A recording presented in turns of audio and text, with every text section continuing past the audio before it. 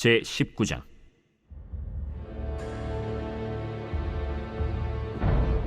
사울이 그의 아들 요나단과 그의 모든 신하에게 다윗을 죽이라 말하였더니 사울의 아들 요나단이 다윗을 심히 좋아하므로 그가 다윗에게 말하여 이르되, 내 아버지 사울이 너를 죽이기를 꾀하시느니라. 그러므로 이제 청하노니 아침에 조심하여 은밀한 곳에 숨어 있으라. 내가 나가서 내가 있는 들에서 내 아버지 곁에 서서 내 일을 내 아버지와 말하다가 무엇을 보면 내게 알려주리라. 요나단이 그의 아버지 사울에게 다윗을 칭찬하여 이르되, 원하건대 왕은 신하 다윗에게 범죄하지 마옵소서. 그는 왕께 득죄하지 아니하였고 그가 왕께 행한 일은 심히 선함이니이다. 그가 자기 생명을 아끼지 아니하고 블레셋 사람을 죽였고 여호와께서는 온 이스라엘을 위하여 큰 구원을 이루셨으므로 왕이 이를 보고 기뻐하셨거늘 어찌 까닭없이 다윗을 죽여 무지한 피를 흘려 범죄하려 하시나이까? 사울이 요나단의 말을 듣고 맹세하되, 여호와께서 살아계심을 두고 맹세하거니와 그가 죽임을 당하지 아니하리라. 요나단이 다윗을 불러 그 모든 일을 그에게 알리고 요나단이 그를 사울에게로 인도하니 그가 사울 앞에 전과 같이 있었더라. 전쟁이 다시 있으므로 다윗이 나가서 블레셋 사람들과 싸워 그들을 크게 쳐 죽이매 그들이 그 앞에서 도망하니라. 사울이 손에 단창을 가지고 그의 집에 앉았을 때 여호와께서 부르시는 악령이 사울에게 접하였으므로 다윗이 손으로 수금을 탈 때 사울이 단창으로 다윗을 벽에 박으려 하였으나 사울의 앞을 피하고 사울의 창은 벽에 박힌지라. 다윗이 그 밤에 도피하매 사울이 전령들을 다윗의 집에 보내어 그를 지키다가 아침에 그를 죽이게 하려 한지라. 다윗의 아내 미갈이 다윗에게 말하여 이르되, 당신이 이 밤에 당신의 생명을 구하지 아니하면 내일에는 죽임을 당하리라. 미갈이 다윗을 창에서 달아내리고 그가 피하여 도망하니라. 미갈이 우상을 가져다가 침상에 누이고 염소 털로 엮은 것을 그 머리에 씌우고 의복으로 그것을 덮었더니 사울이 전령들을 보내어 다윗을 잡으려 하매 미갈이 이르되, 그가 병들었느니라. 사울이 또 전령들을 보내어 다윗을 보라 하며 이르되, 그를 침상째 내게 들고 오라. 내가 그를 죽이리라. 전령들이 들어가 본즉 침상에는 우상이 있고 염소 털로 엮은 것이 그 머리에 있었더라. 사울이 미갈에게 이르되, 너는 어찌하여 이처럼 나를 속여 내 대적을 놓아 피하게 하였느냐? 그가 내게 이르기를 나를 놓아 가게 하라.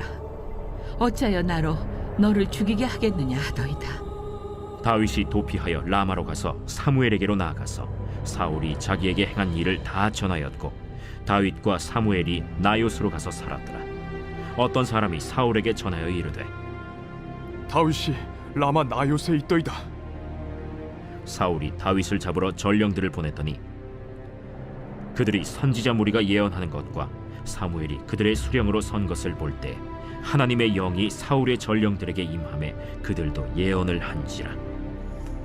어떤 사람이 그것을 사울에게 알림해 사울이 다른 전령들을 보냈더니 그들도 예언을 했으므로 사울이 세 번째 다시 전령들을 보냈더니 그들도 예언을 한지라.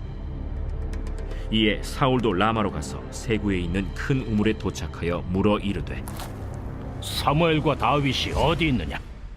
어떤 사람이 이르되, 라마 나요스에 있나이다. 사울이 라마 나요스로 가니라. 하나님의 영이 그에게도 임하시니 그가 라마 나요스에 이르기까지 걸어가며 예언을 하였으며 그가 또 그의 옷을 벗고 사무엘 앞에서 예언을 하며 하루 밤낮을 벗은 몸으로 누웠더라. 그러므로 속담에 이르기를 사울도 선지자 중에 있느냐 하니라.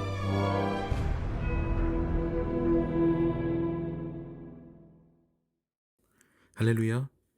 오늘 하나님의 말씀은 사무엘상 19장 1절부터 24절까지 말씀입니다. 오늘 말씀의 제목은 사울도 선지자 중에 있느냐입니다. 사울이 계략을 써서 다윗을 죽이려 하지만 하나님께서 다윗을 지키심으로 다윗은 오히려 사울의 왕궁에서 사람들에게 사랑을 받으며 왕의 궁정악사로 또한 군대의 천부장으로 자신의 입지를 굳혀가고 있었습니다. 이렇게 정적인 장인과 그런 사위의 기묘한 동거는 계속되고 있었죠. 이런 상황 가운데서 사울은 아무래도 다윗이 자신과 자손의 왕위에 위협이 되는 인물이라 판단이 되었는지 그의 신하들과 왕위 계승자인 요나단 앞에서 다윗을 죽이는 것이 어떻냐라는 의견을 내게 됩니다. 우리나라 성경에서는 죽이라 말하였다라고 해석이 되었는데요. 이것은 다윗을 죽이는 것에 대해 어떻게 생각하느냐라는 해석이 더 가깝습니다. 그런데 사울의 예상과 달리 요나단이 극렬하게 반대하는 거예요. 이미 요나단은 다윗의 신앙과 용기에 마음이 쏠려서 그를 아끼고 사랑하는 마치 형과 같은 입장이 되었기 때문입니다. 역시 용사이자 왕위 계승자인 그런 요나단의 변호에 사울은 마음을 고쳐먹죠. 그래, 네가 옳다 하는 겁니다. 하지만 이 결심도 얼마 못 가서 무너지게 됩니다. 전쟁이 다시 일어나는데요. 다윗이 그의 전쟁 능력에 초절함을 보입니다. 블레셋 사람들을 크게 쳐 죽이죠. 이에 사울의 질투심이 다시 살아납니다. 우리 관계도 그렇죠. 우리의 인간관계도 그렇습니다. 라이벌과 일시 화해를 했더라도 내가 질투를 느끼는 대상이 또 성과를 내게 되면은 마귀는 그 부분을 충동질하여 밉게 만듭니다. 여호와의 악신, 여호와의 악령은요, 이 기회를 놓치지 않고 사울을 충동질한 겁니다. 이에 사울은 정말 다윗을 죽이려고 창을 던집니다. 벽에 창이 박혔다라는 말씀을 보면요, 실제로 죽이려 한 것이죠. 이에 다윗은 그 자리를 피합니다. 분이 풀리지 않는 사울은 신하들을 시켜서 다윗의 집에서 밤새 지키다가 아침에 다윗을 죽이려고 합니다. 이것을 다윗의 아내 미갈이 알아채죠. 그리고 다윗을 깨워서 밧줄에 달아 탈출시키고 우상을 가져다가 침대에 누이고 마치 다윗이 누워있는 것 같이 꾸밉니다. 그리고 다윗이 아프다고 거짓말을 하여 다윗이 탈출할 시간을 벌죠. 눈물겹게 다윗을 사랑하는 그런 사람들을 보게 됩니다. 요나단도 그렇고 미갈도 그렇죠. 후에 사울이 이 모든 사실을 알게 되니까 미갈은 거짓말합니다. 다윗이 이미 알고 있었다 라는 것으로 그 상황을 모면합니다. 정말 사울이 폭주해가지고 딸이고 뭐고 없는 그런 상황인 것을 우리는 알 수가 있어요. 그러니까 사울이 더 약이 올랐어요. 모두가 다윗을 지키려 하고 자기만 지금 옳다고 생각했겠죠.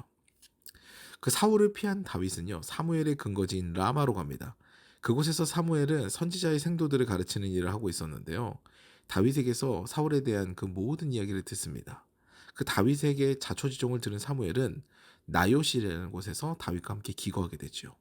나요스는 라마라는 곳에 있는 어떤 지명을 이야기하는 것으로 해석하는 학자도 있고 거처라는 뜻을 포함하고 있어서 선지자의 학교가 있는 곳이다, 선지자의 학교다 라고 해석하는 학자들도 있습니다. 어쨌든 사무엘과 다윗은 라마에 있는 나요시라는 곳에서 함께 거하게 되는 거죠. 이 소식을 들은 사울은 다윗을 죽이기 위해 라마 나요스로 사람들을 보냅니다. 근데 보내는 전령마다 선지자 무리가 예언하는 것과 그 선두에 사무엘이 선 것을 보자마자 하나님의 영이 임하여 예언을 하는 거죠. 첫 번째 전령도, 그 다음 전령도, 또 그 다음 전령도 같은 경험을 합니다. 이에 사울이 직접 다윗을 잡으러 라마 나요스로 가게 되죠.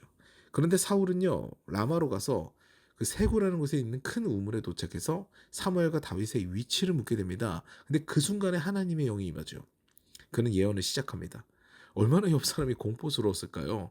전령들은 나중에 라마나요스에 도착해서 예언을 했지만 사울은 달라요.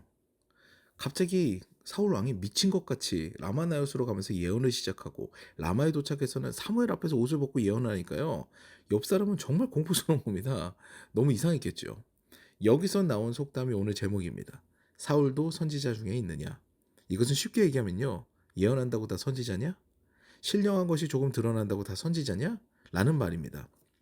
오늘 말씀을 보면요, 하나님의 사람과 그를 지키는 자, 그리고 하나님의 사람을 대적하는 자와 그를 따르는 자로 갈립니다. 근데 재밌는 것은요, 하나님의 사람을 대적하는 무리들도 예언을 한다는 거예요. 하나님의 영에 사로잡혀서 그들의 뜻과 다른 행동을 하죠. 특히 다윗을 죽이려는 주동자인 사울도 하나님의 영에 사로잡힙니다. 여기서 우리는 두 가지를 알 수 있죠. 하나님의 사람은 어떤 상황에서도, 심지어 도망갈 수 없는 상황에서도 하나님께서 하나님의 영으로 역사하셔서라도 지키시는구나. 결국 우리는 하나님의 피난처이구나 라는 사실과 더불어서요, 우리가 하나님의 뜻에 반하는 행동을 할 때 그 행동을 저지하기 위해 하나님의 영이 역사하실 수도 있구나 라는 것을 우리는 알 수가 있습니다. 그러므로 뭔가 결과가 중요한 게 아니에요. 신령한 모습, 경건한 모습이 일시적으로 나왔다고 우리가 하나님의 사람이 된 것이 아닙니다. 방언을 한다고, 예언을 한다고, 우리의 신령한 모습들이 일시적으로 하나님의 영이 임해서 우리에게 보인다고 해서 하나님의 사람으로 우리가 결정되어지는 것이 아니라요. 평소 삶이 하나님께 얼마나 복종하고 있는지에 따라서 하나님의 사람과 인간적인 사람이 나뉘는 것이죠. 보여지는 신성한 것이 문제가 아니라 평소 우리의 삶이 문제라는 겁니다. 사랑하는 여러분, 오늘도 신령한 것에 너무 매달리기보다는 우리의 삶 가운데 얼마나 주님께서 주인 되시는지, 내가 주님의 편에 얼마나 서 있는지를 고민하시기 바랍니다. 그래서 날마다 점검하고 주님 옆에 돌아섬으로 주님과 동행하게 되는, 주님과 함께 살아가게 되는 그런 인생길 걷는 저와 여러분 되시기를 주님의 이름으로 축원합니다.